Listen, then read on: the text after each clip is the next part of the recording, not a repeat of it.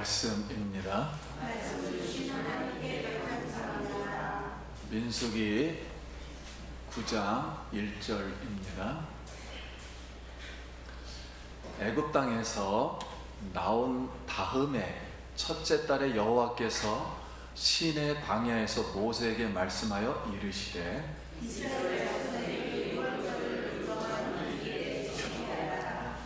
그 정한 기일 곧 이달 연 넷째 날 해질 때 너희는 그것을 지키되 그 모든 율례와 그 모든 규례대로 지킬지니라.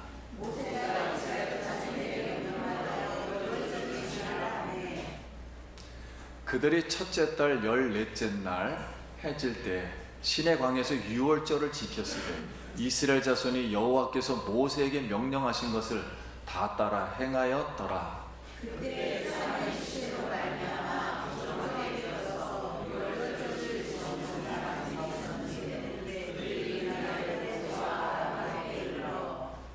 그에게 이르되 우리가 사람의 시체로 말미암아 부정하게 되었거니와 우리를 금지하여 이스라엘 자손과 함께 정한 기일에 여호와께 헌물을 드리지 못하게 하시면 어찌함이니까.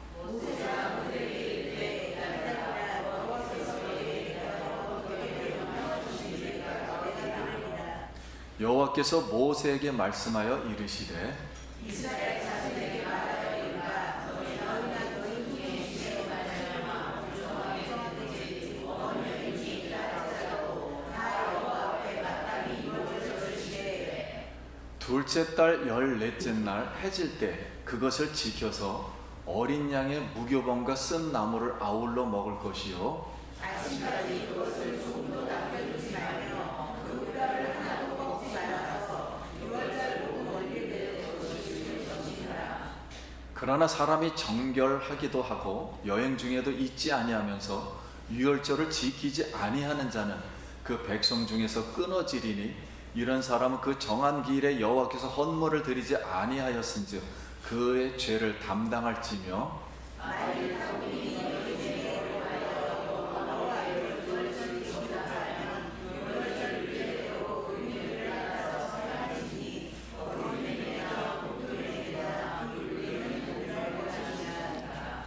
성막을 세운 날에 구름이 성막의 증거에 성막을 덮었고 저녁이 되며 성막 위에 불 모양 같은 것이 나타나서 아침까지 이르렀으되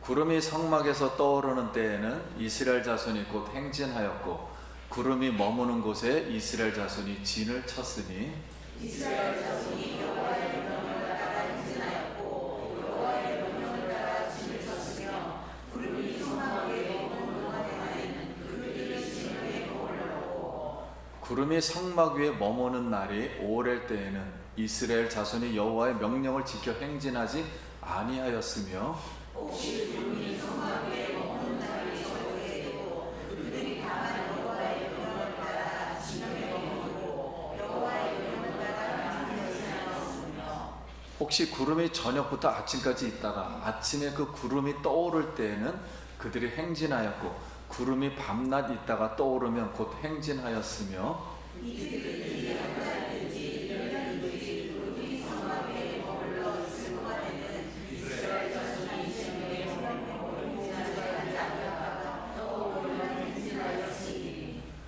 곧 그들이 여호와의 명령을 따라 진을 치며 여호와의 명령을 따라 행진하고 또 모세를 통하여 이르신 여호와의 명령을 따라 여호와의 직임을 지켰더라. 아멘. 할렐루야. 아멘. 성도님 만나서 반갑습니다. 아멘. 우리 한 번 더 인사하겠습니다. 옆 사람에게 한 주간 평안하셨습니까?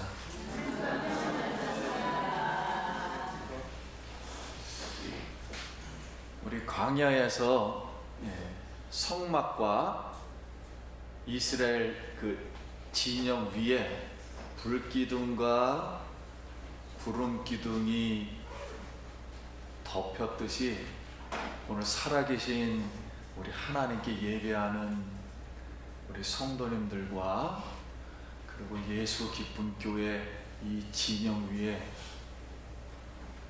불기둥과 구름 기둥처럼 성령님이 오늘도 임재하시기를 예수님의 이름으로 기도드립니다. 아멘. 파스칼이 지은 팡세라는 책에, 팡세라는 뜻은 생각이라는 프랑스 말입니다. 그 책에 수학자이며 과학자이고 사상가인 이 파스칼이 예수 그리스도의 이 십자가의 복음을 듣고 예수님을 영접을 했어요. 그러다 어느 날 특별히 예수님이 이 파스칼에게 나타나 주셨습니다.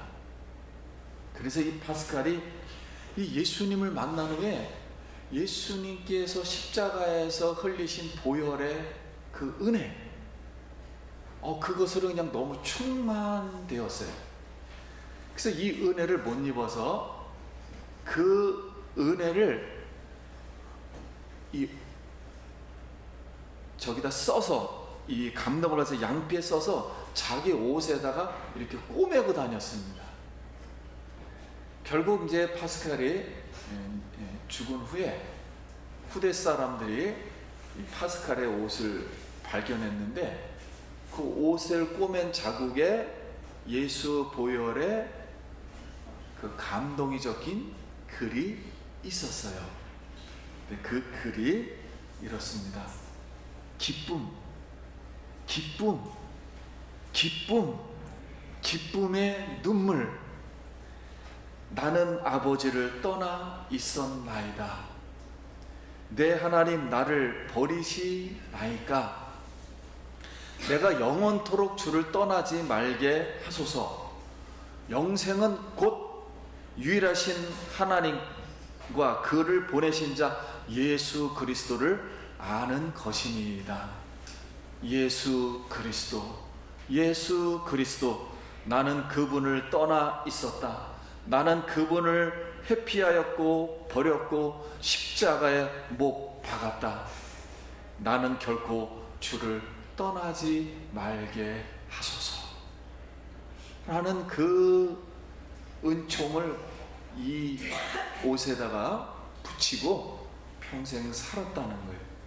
이렇게 개인적으로 파스칼은 이 체험한 그 예수 그리스도 보혈의 은총, 이것을 우리 구약에서는 유월절이라고 합니다. 하나님 이스라엘 백성들에게 시내의 산을 떠나기 전에, 출발하기 전에, 그리고 가나안에 입성하기 전에 세 가지 예식을 행하라고 말씀하셨어요. 그 첫째가 뭐냐면 성막을 봉헌해라. 자, 성막은 예수 그리스도의 몸을 상징하는 거죠. 성전. 두 번째는 성직 위임식을 해라. 성직 위임식. 그래서 레위인들과 봉사자들을 이렇게 위임을 했습니다. 그래서 목사님들이 오늘날 할 때도 위임식을 하잖아요. 이렇게 위임식. 세 번째는 성절 기념식을 하라 그랬어요. 여기 성스러운 절기라는 뜻이에요. 이 절기는 곧 유월절을 지키라. 그러니까 출발하기 전에 가장 중요한 게 지금 유월절을 지키는 거예요. 이 정신을 가지고 일생을 살아가라는 거죠. 광야 교회를 생활하라는 것입니다. 그래서 유월절이란 우리가 잘 알고 있듯이 어린 양을 잡아서 그 이스라엘 백성들이 문설주에 피를 바르면 죽음의 천사가 넘어가서 이스라엘 백성들을 구원하고 출애굽하여 해방을 받는다는 뜻이 바로 이 유월절이에요. 그래서 유월절을 지키라 그랬습니다. 근데 오늘날 우리가 이 유월절을 이스라엘의 단지 역사로만 아니면 절기로만 생각한다면 우리하고는 상관이 없겠죠. 오늘날 분명히 성경은 유월절을 지키라고 했는데 우리나라에서는 유월절을 지키나요? 유월절의 의미를 지키는 거죠.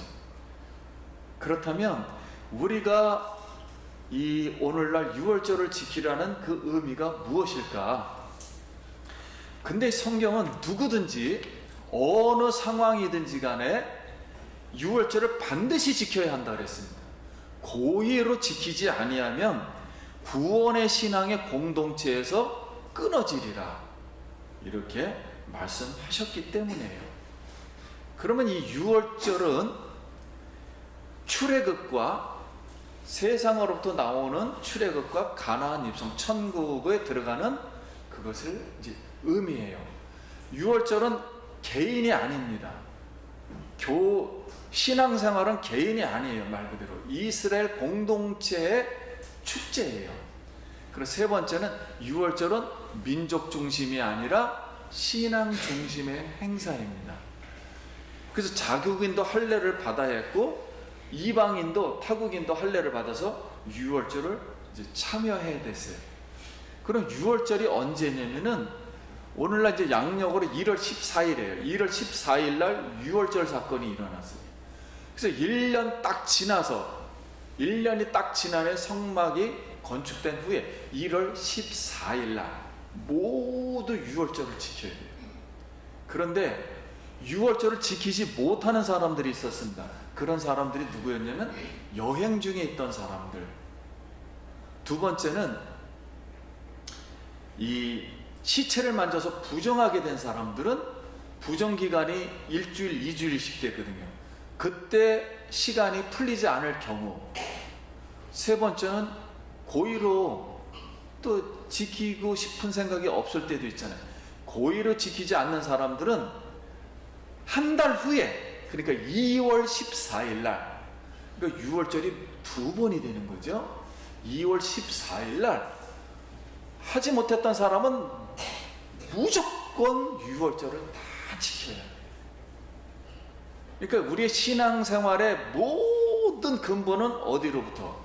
유월절부터 시작하는 거예요. 유월절이 본질이고 유월절로 유지가 되는 것이고 유월절로 신앙의 길을 가는 것이고 유월절로 광야 교회 생활을 전부 하는 것입니다. 그래서 이렇게 유월절이 중요해요. 그래서 성경은 이사야서 53장 6절에 우리는 다 양 같아서 그릇 행하여 각기 제 갈 길로 갔거늘 여호와께서는 우리의 죄악을 그에게 담당시키셨도다.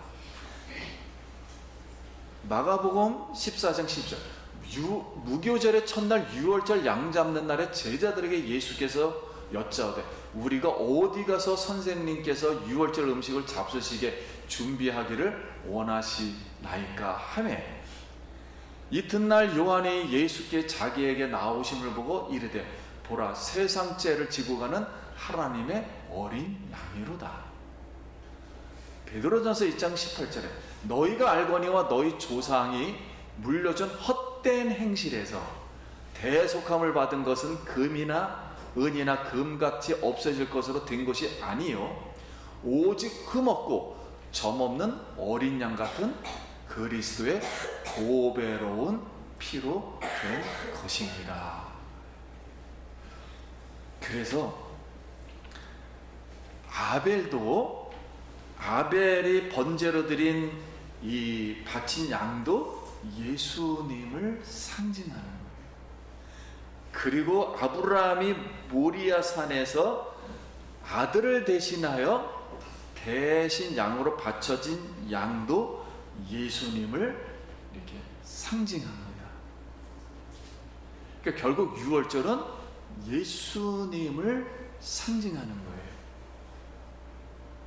오늘날 우리가 유월절을 지키기 위해서 고난주간을 지켜요. 고난주간을 지키는데 고난이라는 말을 붙이다 보니까는 예수님이 고통받았기 때문에 나도 고통을 일부러 받아야 된다, 이런 심정으로 유월절을 지킵니다. 근데 강야를 가면서 어려운 일들이 많이 있는 건 사실이지만 본질은 아니에요. 일부러 고통스럽게 하는 건 아니에요. 유월절이. 유월절은 예수 그리스도의 피로 말미암아 내 생명이 뭐요? 구원을 얻었다. 내가 죄로 말미암아 형벌을 받아야 될 그 형벌에서, 그 고통에서 뭘 받았다? 해방을 받았다. 그래서 예수 그리스도의 생명이 나에게 생명을 주셨다고 감사하는 절기입니다. 제 일생에 두 번의 제 일생이 BC와 AD로 나눠요.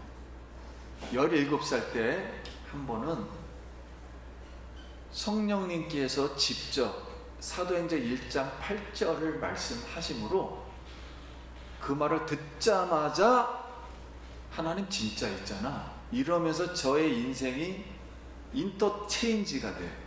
세상의 평범한 생각에서 완전히 다른 세계로, 그래서 제 인생이 완전 바뀝니다. 두 번째는 작년에 일어났던 사건이에요.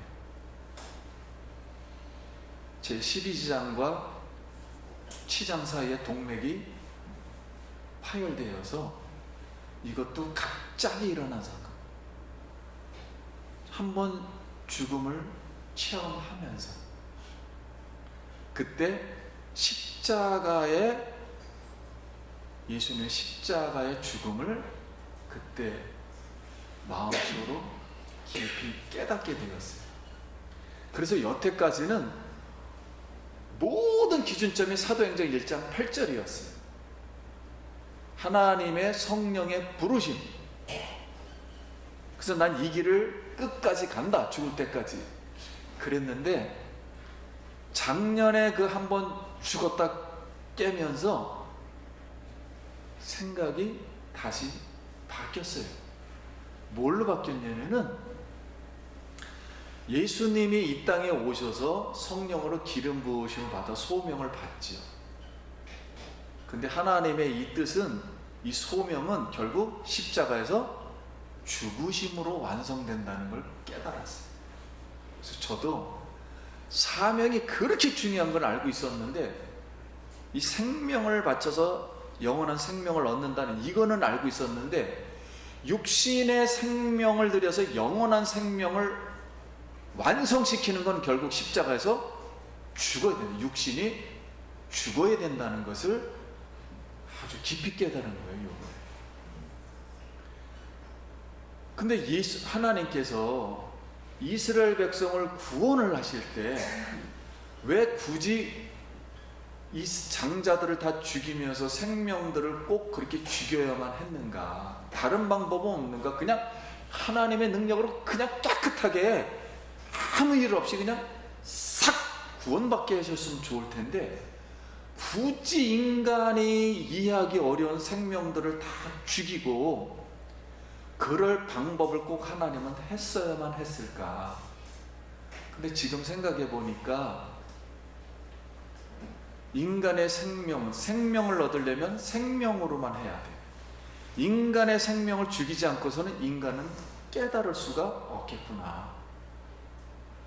그래서 하나님의 피치 못할 사정으로, 인간에게 이런 방법이 아니고선 도저히 유월절을 설명할 수가 없어서, 구원을 설명할 수가 없어서, 하나님은 장자의 생명, 육신의 생명을 다 걷어가시고 이스라엘 백성에게 영원한 생명을 주신 줄 믿습니다.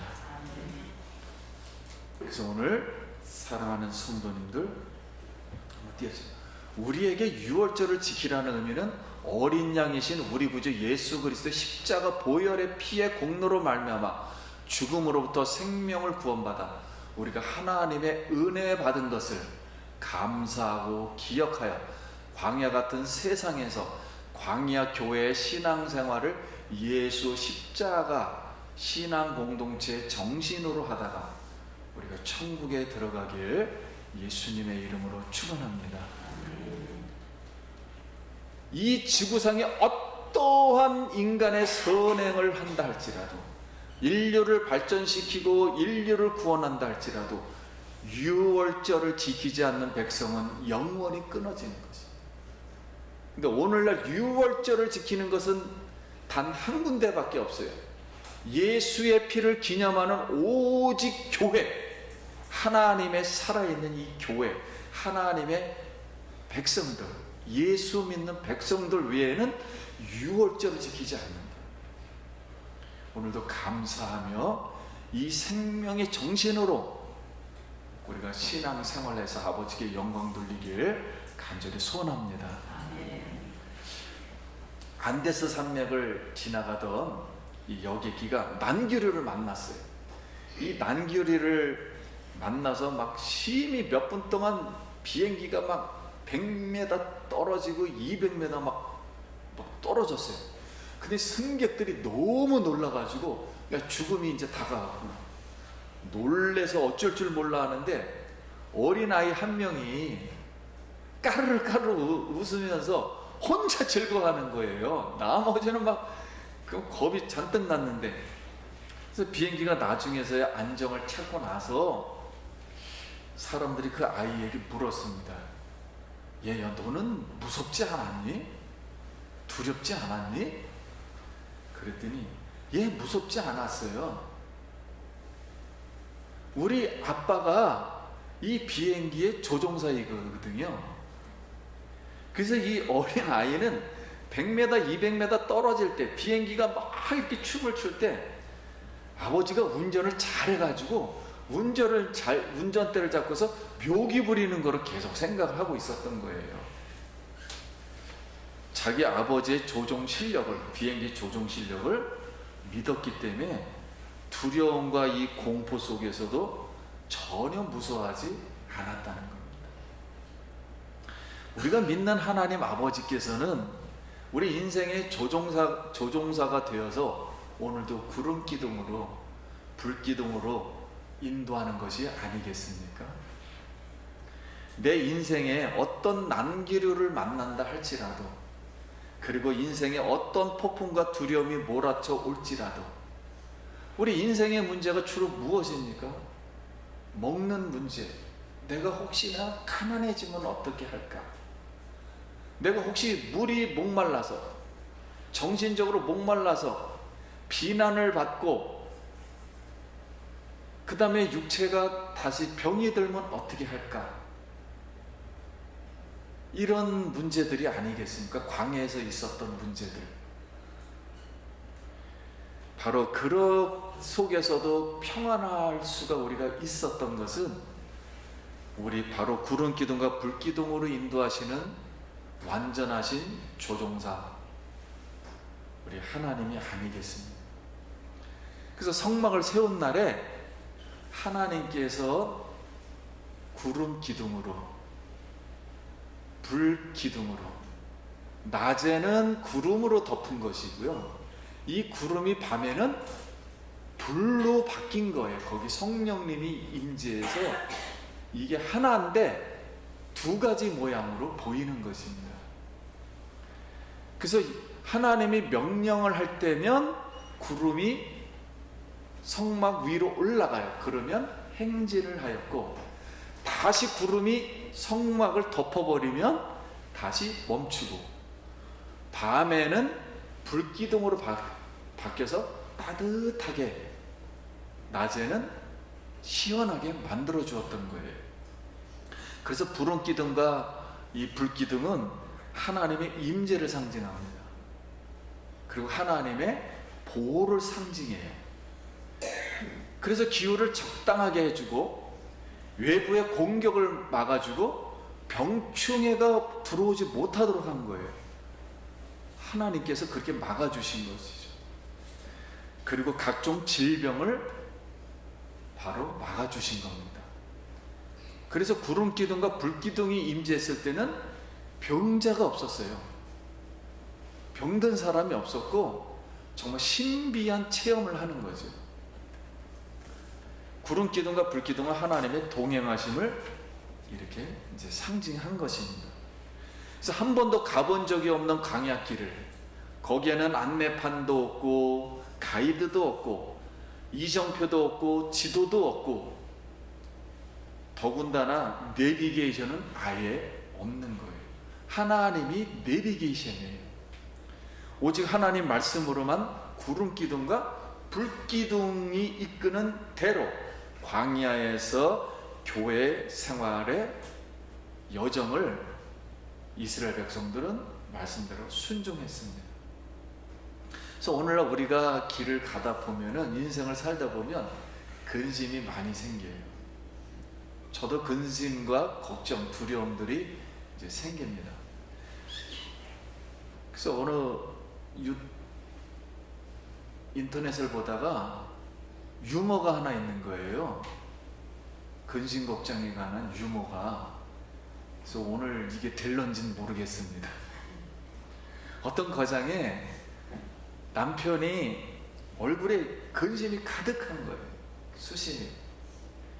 그래서 얼굴이 그냥 이렇게 구겨진 거죠.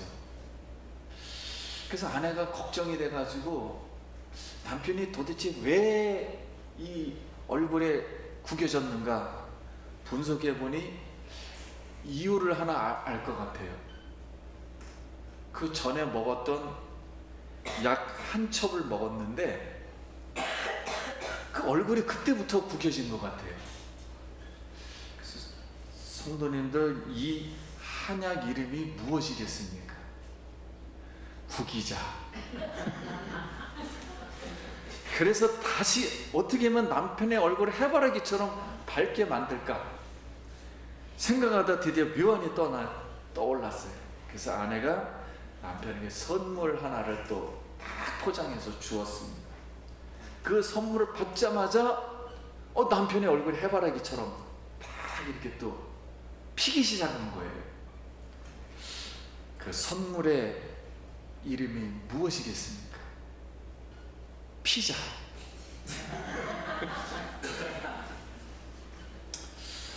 여러분, 근심이 오늘 있으신 분들은 그냥 피자 또 생각나면 한번 먹어보시길 바랍니다.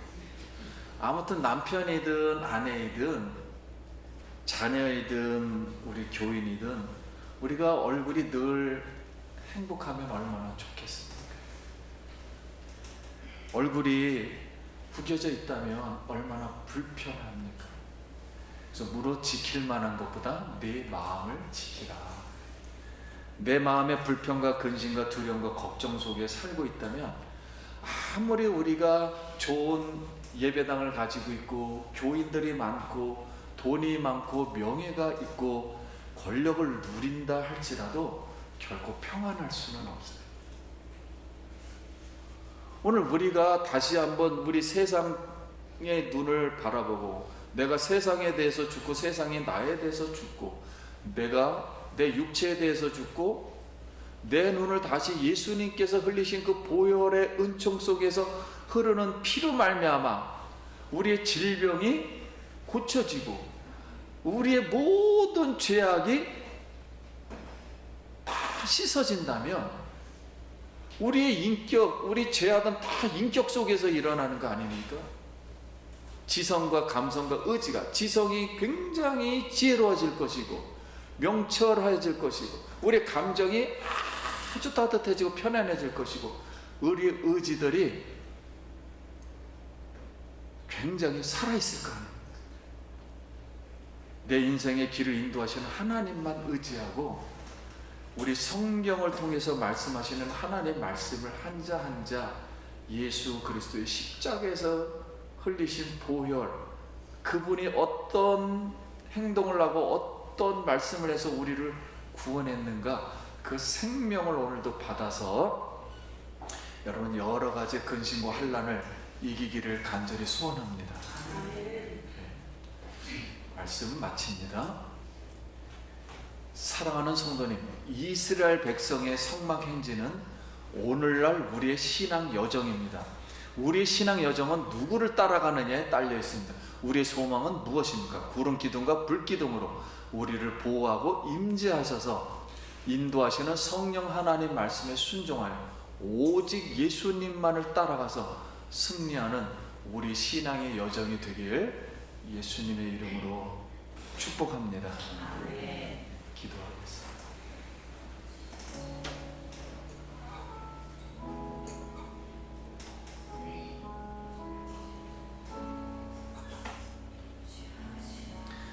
우리 예수님의 피를 이론이 아닌 실제 보혈의 은총으로 이 시간 생각하며 우리 잠깐 기도합니다. 하나님 아버지 은혜를 감사합니다. 예수 보혈의 은총을 오늘도 다시 한번 생각하면 우리 영이 소성되게 하여 주옵소서. 죽었던 영이 살아나게 하여 주시고 하나님 아버지 새싹이 돌게 하시고 새 마음이 들게 하여 주시고 하나님 새 의지가 생기게 하여 주시옵소서. 오직 우리 성령님 함께 동행하며 아버지께 영광 돌리는 우리가 되게 하여 주옵소서. 예수님 이름으로 기도드립니다.